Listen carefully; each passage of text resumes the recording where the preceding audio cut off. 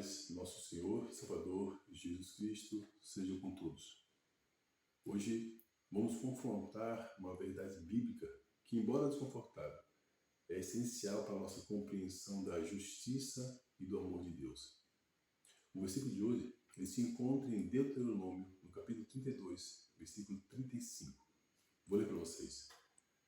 A mim a vingança eu retribuirei, diz o Senhor, e o seu pé tropeçará no tempo oportuno, porque o dia da sua calamidade está próximo, e as coisas que sobre eles hão de vir se apressam. Deuteronômio 32, 35. Esse texto ele requer uma leitura cuidadosa, considerando aí todo o contexto. O versículo 35 ele faz parte do Cântico de Moisés. Esse cântico ele é um poema extenso e resume a história de Israel e a relação do povo com Deus. Esse cântico ele não é uma mera revisão histórica, é uma proclamação profética. Ele contém avisos, promessas e ameaças. O versículo 35 ele se encaixa dentro de uma seção que descreve o julgamento divino sobre os inimigos de Israel e sobre aqueles que se desviaram de Deus. A declaração "a mim pertence a vingança" é um tema recorrente na Bíblia, que de Deus como o justo juiz soberano. A promessa de vingança não é um apelo à violência pessoal, é uma afirmação da justiça divina. Deus é o único que pode e deve julgar o pecado e retribuir o mal. O contexto histórico de Deuteronômio vai destacar a infidelidade de Israel e a necessidade de Deus intervir para corrigir a situação. A mim pertence a vingança. É crucial para a gente compreender esse versículo. Ela afirma a soberania de Deus sobre o julgamento. Deus não é um espectador passivo, do sofrimento e da injustiça. Ele intervém na história humana. Como? Trazendo justiça e punição aos ímpios. Isso aí não contradiz o atributo de Deus como amoroso e misericordioso. Ao contrário, demonstra a santidade e a justiça. A vingança de Deus não é arbitrária, não é vingativa. É uma resposta santa e justa ao pecado. A justiça divina é um atributo essencial da natureza de Deus. E esse versículo, ele afirma que a punição de pecadores não é opcional. É uma consequência da sua rebeldia. A palavra vingança em hebraico carrega aí algumas nuances diferentes do que normalmente nós entendemos na nossa cultura. Não se trata aí de uma vingança pessoal, uma vingança motivada pelo ódio ou pela sede de retaliação. A vingança de Deus é antes uma demonstração da sua justiça e santidade. Ele é o juiz supremo e a sua justiça ela exige que o pecado seja julgado. A ira divina, mencionada no contexto, não é um atributo negativo, mas uma manifestação da sua santidade e intolerante ao mal. É fácil, em nossa cultura de relativismo moral, minimizar a ira de Deus. Nós preferimos um Deus amoroso, permissivo, que fecha os olhos para o pecado. Mas a Bíblia, de Gênesis e Apocalipse, nos apresenta um Deus que é simultaneamente amoroso e justo, um Deus de misericórdia e de juízo. A ira de Deus não é um capricho, é uma consequência justa do pecado. É uma reação santa contra a rebeldia, contra a sua santidade.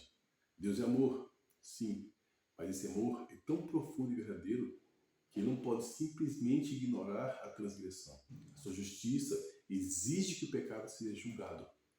Ele não é um Deus indiferente que tolera o mal sem consequências. Ele é um Deus santo e a santidade exige justiça.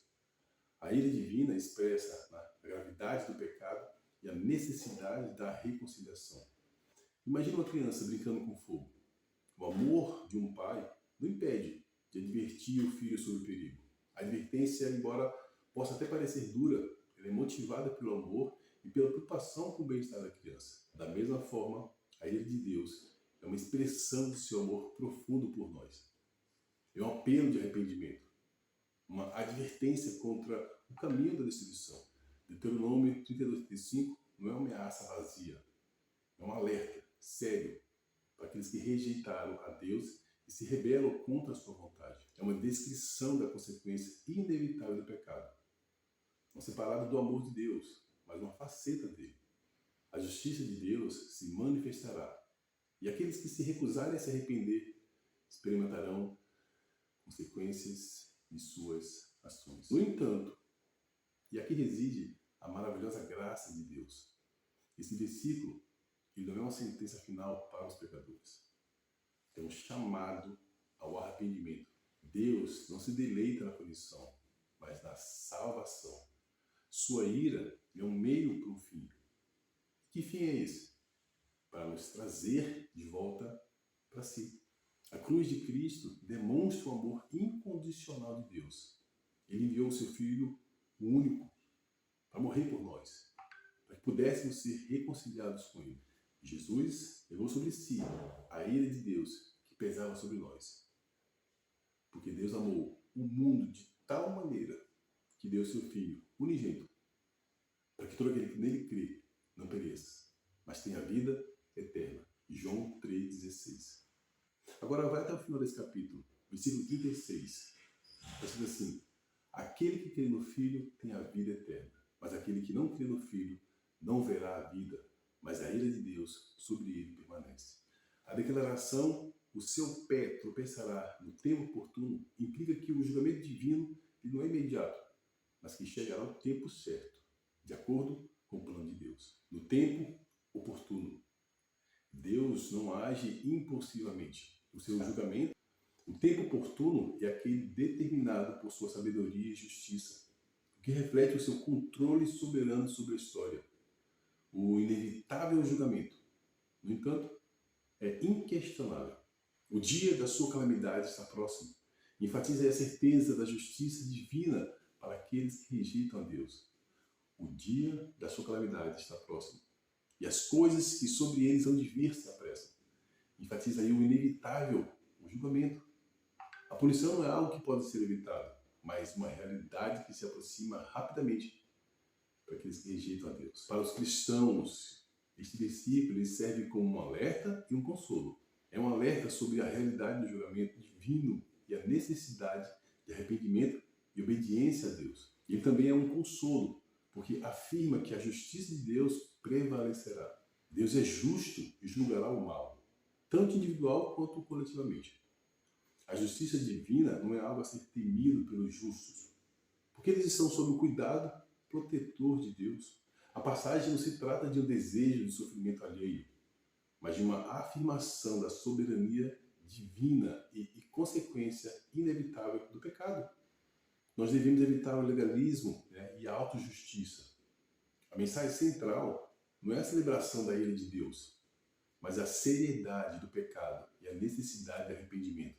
Como os cristãos, nós devemos entender que a justiça de Deus é um atributo essencial da sua natureza.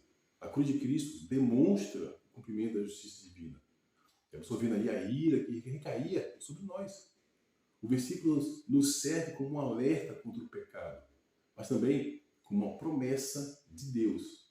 Ele é justo e irá julgar o mal. Mais uma vez eu quero reforçar que a mensagem não é um apelo ao ódio, mas um chamado ao arrependimento e à busca da santidade. Nós devemos viver à luz do conhecimento de que Deus é um Deus de amor, mas também de justiça. A mensagem é uma advertência e também uma esperança para quem se arrepende e confia em Cristo. Para finalizar, Deuteronômio 32, 35, quando ele é interpretado dentro aí do contexto teológico, ele nos ensina sobre a justiça e a soberania de Deus.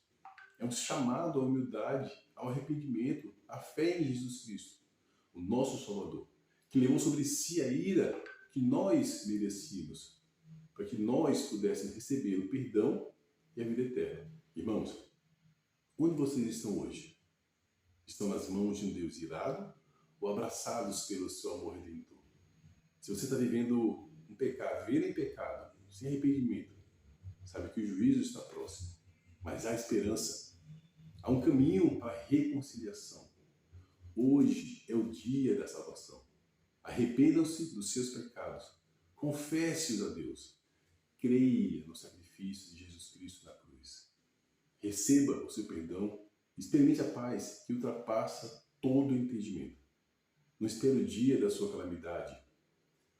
Venha a Cristo agora, enquanto há tempo.